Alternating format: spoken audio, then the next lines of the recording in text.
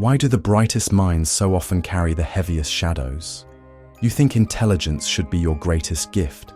You think insight should free you. But Jung warned of a cruel paradox. The sharper your awareness, the deeper your potential for despair. You see what others refuse to see.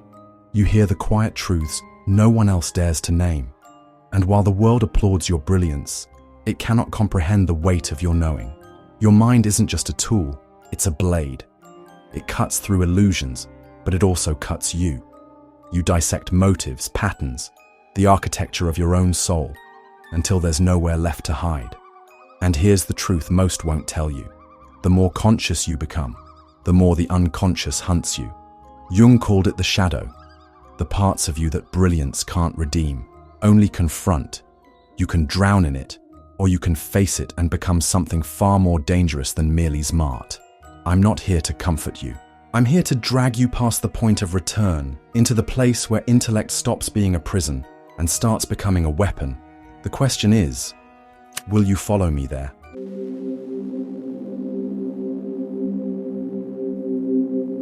You've probably felt it for years, that gnawing sense that the world isn't as clean, as innocent, as it pretends to be. People laugh, celebrate, and go about their routines, but beneath the surface, you see the cracks, the contradictions, the hypocrisy that passes for virtue, the pain that hides under polite smiles. Most people never notice. They live inside a comfortable fog, filtering out what's inconvenient to their peace. But your mind doesn't work like that. Your intelligence strips away the filters. Normal people filter reality. Smart people see it raw. And once you see the strings pulling society, you can't unsee them. At first, this feels like a superpower. You see connections, patterns, truths that others can't. You feel like you've discovered a secret world behind the curtain. But here's the cost. The curtain never closes again. What you once thought was ignorance in others starts to look like freedom. And you carry the burden of knowing too much. Carl Jung understood this intimately. He spoke of the wounded healer archetype, the idea that those who understand pain most deeply are destined to bear it. You don't just witness suffering, you feel it, you absorb it, you see the silent tragedies in strangers' eyes, the unspoken desperation in their choices, the way entire systems run on quiet exploitation. And here's the cruel twist. This sensitivity, this deep perception, makes you valuable to others. They come to you for guidance, for perspective, for clarity they can't find on their own. But too often, they don't want you. They want what you provide. They want your insight, your empathy, your ability to solve their chaos, without ever asking what it costs you to give it. This is why you feel isolated, not because you're broken, but because you're awake. You've stopped playing by the same rules. You see the masks people wear, and you see the hunger behind them. You recognize the subtle ways energy is drained from you, through endless demands for your attention, your validation, your advice. You're being drained and don't even realize it, because the world has convinced you this is being a good person. It's not. It's a slow death. Jung would say that the shadow of intelligence is loneliness. The more you perceive, the harder it is to belong. It's not that you can't connect, it's that connection requires shared illusions, and you've lost yours. Every time you try to play along, it feels hollow. Every conversation where you bite your tongue to avoid disrupting the narrative feels like a betrayal of your own mind. So, what happens? Some of the smartest people you'll ever meet learn to mute themselves. They play small, hide their insight, dilute their truth, just to keep the peace. But the peace they keep is external. The war inside never stops. Here's the part no one tells you. Heightened perception isn't just a gift, it's a responsibility. Seeing the strings means you can cut them, or get tangled in them. If you don't master your awareness, it will master you. The wounded healer archetype has two possible fates: to endlessly bleed for others, or to learn to channel the wound into wisdom without letting it consume you. The difference? Boundaries, the ability to witness without drowning, the discipline to choose when to act and when to walk away. And here's where the empowerment begins. When you stop reacting, you win. Reaction is control handed to someone else. Reaction is you playing by their script. But when you see clearly and choose deliberately, you reclaim the power your perception offers. The world doesn't need you broken. It doesn't need you burned out, resentful, or hollow from giving everything away. It needs you awake and strong, because the truth is useless in the hands of someone too exhausted to use it. You can't unknow what you know. You can't close your eyes to the suffering, the lies, the games, but you can decide how you carry it. You can decide whether the weight crushes you or forges you into someone unshakable. And if you think that sounds cold, good. This path is not for the soft-hearted who confuse kindness with surrender. It's for the ones willing to stand at the edge of the abyss, stare into it, and refuse to fall. Because once you've seen the world without its filters, there's no going back. There's only forward, and forward means learning how to see everything without letting it devour you. You've probably noticed it. The way conversations go cold when you push them past the surface. The polite smiles that hide irritation when you refuse to accept the easy answer. The subtle, or not so subtle ways people edge away from you when you ask the questions they don't want to face. This isn't an accident. It's not bad luck. It's how the system is designed. Society doesn't run on truth. It runs on consensus. And consensus depends on most people agreeing not to look too closely. The gears turn because the majority follows the script without picking it apart. That's why systems reward conformity, not depth. The deeper you see, the more you disrupt. You ask why when you're supposed to nod. You notice contradictions when you're supposed to stay quiet. You refuse to play along when everyone else has agreed, silently, to pretend.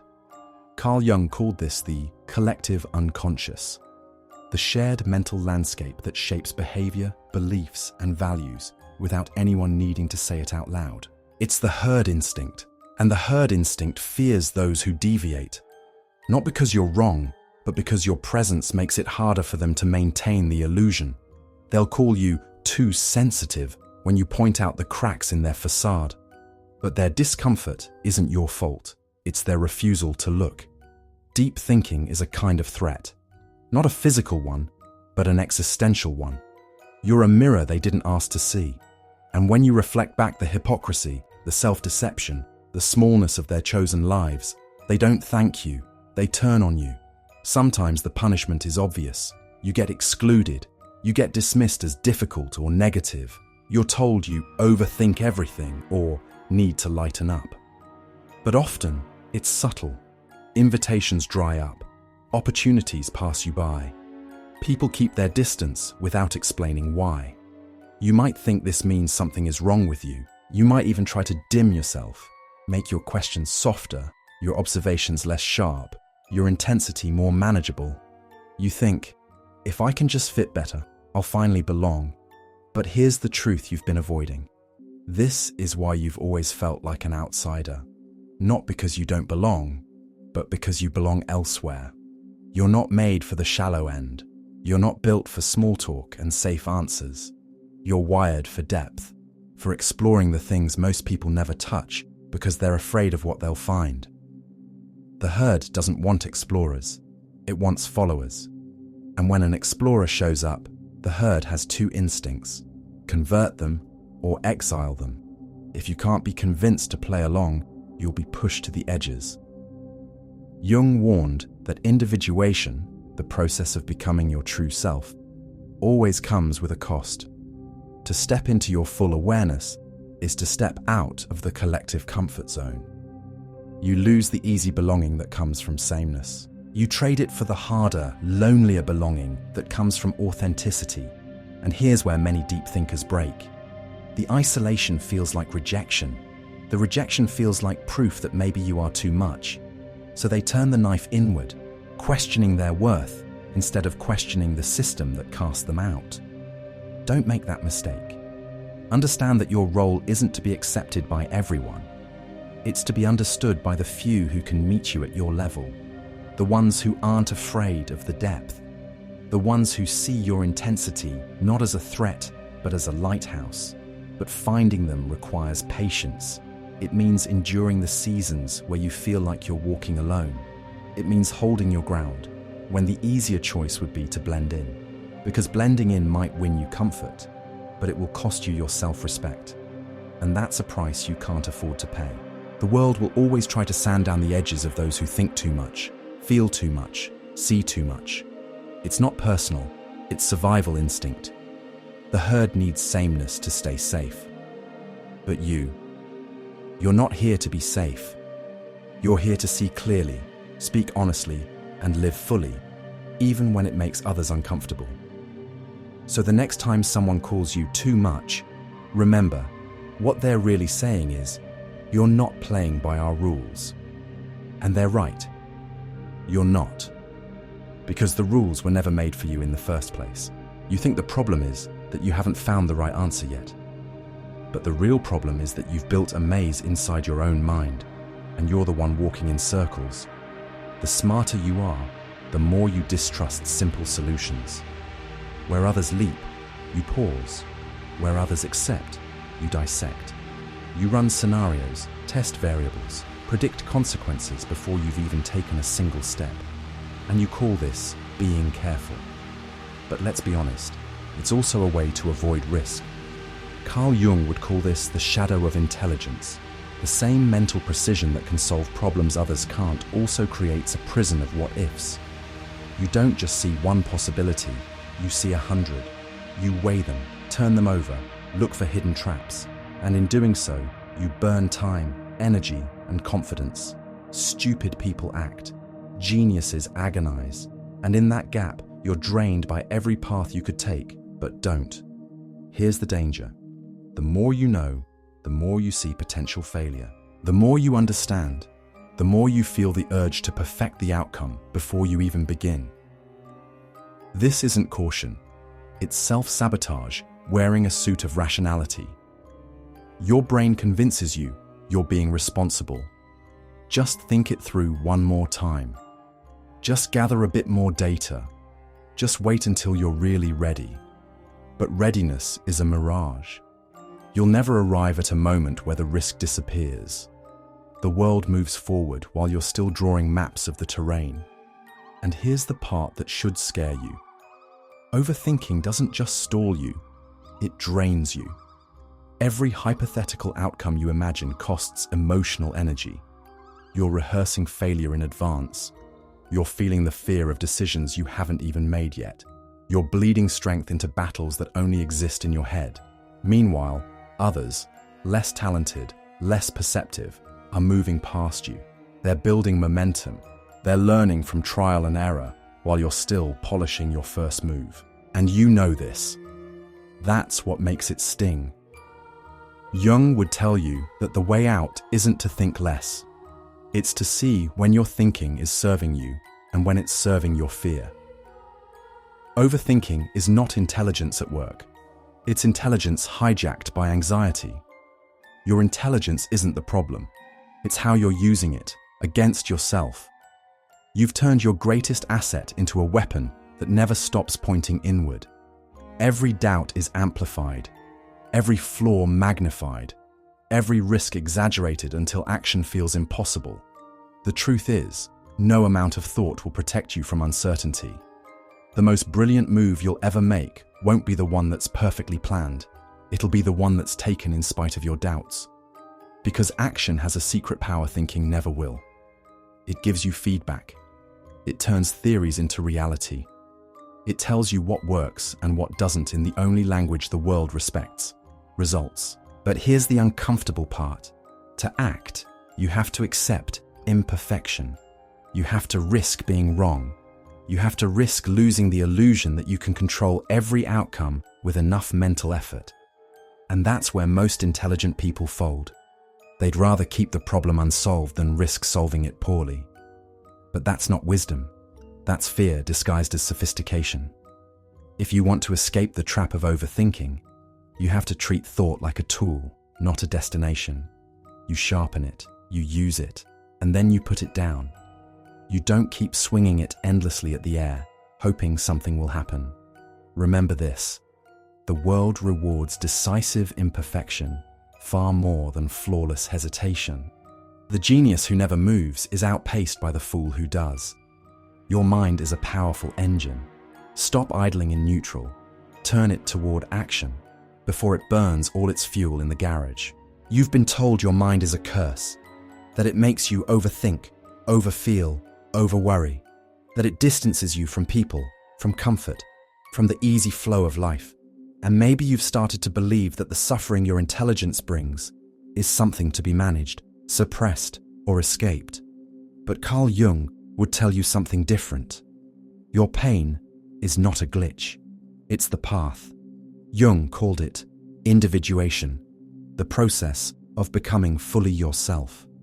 Not the self society trained you to be, not the mask you've learned to wear so you don't scare people off, but the raw, unfiltered self that exists underneath every layer of performance and compromise. Individuation is not comfortable. It's not meant to be. It tears away illusions, starting with your own. And the reason it hurts is simple. Every step toward your true self is a step away from the approval of the herd. Every truth you face inside yourself is one more truth you can't unsee in the world around you. That's why it feels like you've been punished for your awareness. The truth isolates you, but it also frees you. The price of intelligence is loneliness. The reward? Freedom from the illusions that trap everyone else. And that freedom, if you dare to claim it, is your secret advantage. Because once you've seen clearly, you can't be manipulated by the same games. You stop chasing approval from people who don't share your values. You stop buying into the stories designed to keep you compliant. Most people are trapped in cages they can't see. You've already seen the bars. That means you have a choice they don't. You can step out. Of course, stepping out is terrifying. The cage might be suffocating, but it's predictable. Outside is open sky, and open sky means risk. It means you have to take responsibility for where you go next. That's where your suffering becomes fuel. Every time you've been excluded, dismissed, or misunderstood, you've been training for independence. Every lonely night you've spent wrestling with your thoughts has been sharpening your ability to stand alone. Your mind isn't a curse. It's a radar for truth. And the world needs people who can't look away. Because here's the reality. The herd will never fix itself. The systems won't suddenly start rewarding honesty and depth. The world will keep spinning on compromise and half-truths, unless people like you refuse to go along. That's your role. Not to be the most comfortable person in the room, but to be the one who sees what's actually happening. To be the one who speaks when silence would be safer. To be the one who chooses depth over ease, clarity over comfort, freedom over belonging. It's not a path for everyone. It's not supposed to be. That's why Jung saw individuation as the work of a lifetime, a calling that only a few will answer. But if you do, you stop living as a character in someone else's story and start writing your own. And here's where your suffering transforms. It becomes direction. Every pain you felt from seeing too much is a compass pointing you toward what matters. The hypocrisy that disgusts you, it's showing you where you're meant to bring honesty. The contradictions that frustrate you, they're pointing you toward the places you're meant to bring coherence. The suffering you've endured, it's the evidence that you were built for more than comfort. You were built for meaning. The mistake would be to waste that suffering trying to fit in, to dull your edges just so you can sit more quietly in rooms where you don't belong. Fitting in is easy. It costs nothing up front, but it will bankrupt your soul in the long run. You'll wake up one day realizing you traded your authenticity for acceptance you didn't even value. So stop trying to fit in. Start using your depth as a weapon. Not a weapon to harm, but to cut through the lies, both in yourself and in the world. Use it to dismantle the false narratives that keep people asleep. Use it to build something truer, stronger, and worth belonging to. This is what the wounded healer archetype becomes when it matures. Not someone who endlessly bleeds for others, but someone who turns their wound into a sword. You still feel the pain. You just choose to wield it instead of being consumed by it. And yes, it will cost you. Some people will resent you. Some will fear you. Many will never understand you. but the ones who do. They will be your true allies, the ones who meet you in the deep waters without flinching. You've already paid the price of awareness. You've already carried the loneliness, the doubt, the endless questions. So why not claim the reward? The reward is living without blinders. It's moving through the world knowing you're not owned by anyone's approval. It's speaking the truth, even when your voice shakes, because you'd rather be alone in reality than surrounded by company in a lie. Jung didn't promise that individuation would make life easier. He promised it would make life yours. And that's the real advantage. Freedom, not in theory, but in practice. So here's your choice. Keep trying to shrink yourself into a life that feels safe, or expand into one that feels true. One will numb you, the other will wake you up. You already know which one you were built for. The world will not thank you for being awake. It will not applaud your clarity. It will not reward your depth. Instead, it will try, relentlessly, to dull you, to medicate your restlessness, to distract your focus, to shame you into silence. You've already seen it. People telling you to relax, to stop overthinking, to just be happy. They say it like it's kindness, but it's not. It's containment. It's the system protecting itself. Every force in modern life is designed to keep you manageable. Entertainment that numbs instead of challenges. News that tells you what to think instead of how to think. Social approval systems that train you to seek likes instead of truth.